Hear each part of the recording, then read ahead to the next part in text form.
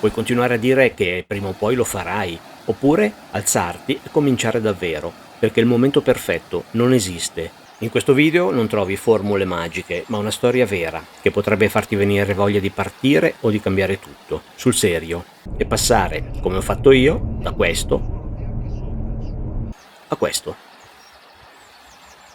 Cominciamo dal perché di una scelta che in pochi hanno il coraggio di fare.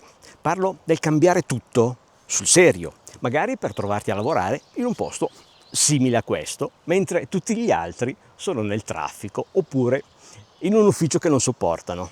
Sono nato in un paese qualunque, in pianura, a una trentina di chilometri da Milano. Famiglia normale, niente fortune ereditate, ma una forte determinazione. A 20 anni volevo lavorare in un ambiente dinamico e con un futuro interessante. Così sono finito in aeroporto.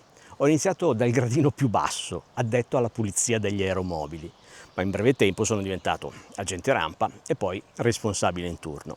Ruolo interessante, importante, stimolante, con buone prospettive di carriera. Da fuori sembrava tutto perfetto. Sicurezza, stipendio buono, ferie, pensione garantita. Ma io non sono mai stato uno da comfort zone. Mi guardavo intorno e pensavo, è tutto qui, davvero voglio fare questo per altri 30 anni? Il mio desiderio non era fuggire, era vivere di più, sperimentare, fare qualcosa di mio. Avevo voglia di libertà, di sfida. E così a 37 anni ho fatto quello che molti definiscono una cosa da pazzi. Ho dato le dimissioni. Ho venduto quello che potevo e ho comprato una barca. Sì, una barca vera. Con quella ci ho lavorato per qualche anno. E no, non è stata una vacanza. Chi mi conosce lo sa, non sono uno sprovveduto. Prima di mollare tutto ho fatto i conti, ho pianificato, mi sono preparato, ma a un certo punto ho capito che non sarebbe mai esistito il momento perfetto. O lo fai o resti fermo. E io ho scelto di agire. Dopo un paio di anni in mare ho capito che non faceva per me.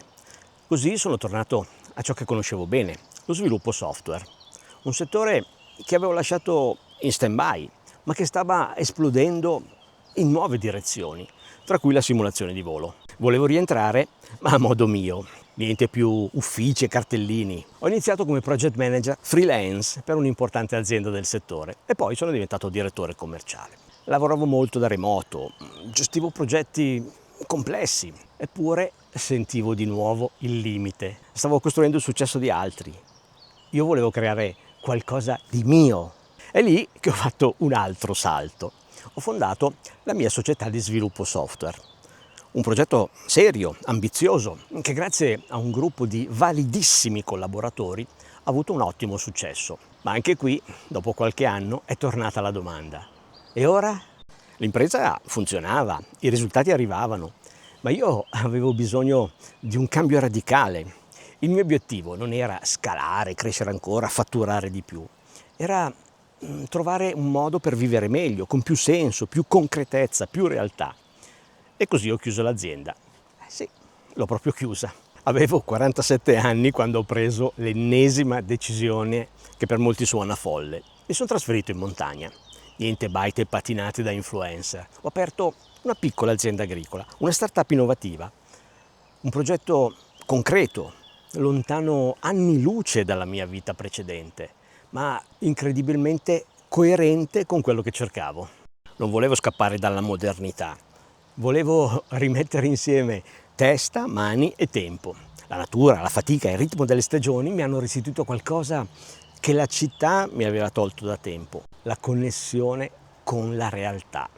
In quegli anni ho scoperto un mondo completamente nuovo. Ho creato anche un'altra attività per vendere online i prodotti tipici della valle dove abitavo. Ho conosciuto persone straordinarie, ho imparato cose che mai avrei immaginato.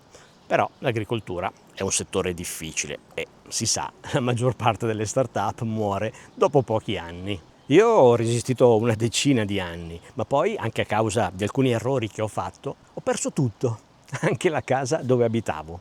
No, non è stata una passeggiata, però non mi sono fatto scoraggiare e non ho mai pensato di tornare indietro, magari cercando un lavoro qualsiasi da dipendente per sopravvivere, oppure di ritirarmi in una baita isolata. Ho iniziato a fare consulenze per lo sviluppo dei progetti nei borghi italiani. aiutare gli altri ad evitare quegli errori che si fanno quando si insegue un sogno, senza però avere la bussola davanti. Oggi vivo ancora in montagna, in un paese di circa 4.500 abitanti, abbastanza tranquillo, qui vicino. Faccio quello che mi piace, ho una vita normale, costruita con testardaggine. Il mio obiettivo è sempre stato quello di avere il controllo totale sulla mia vita e sulle mie scelte, e posso dire di esserci riuscito.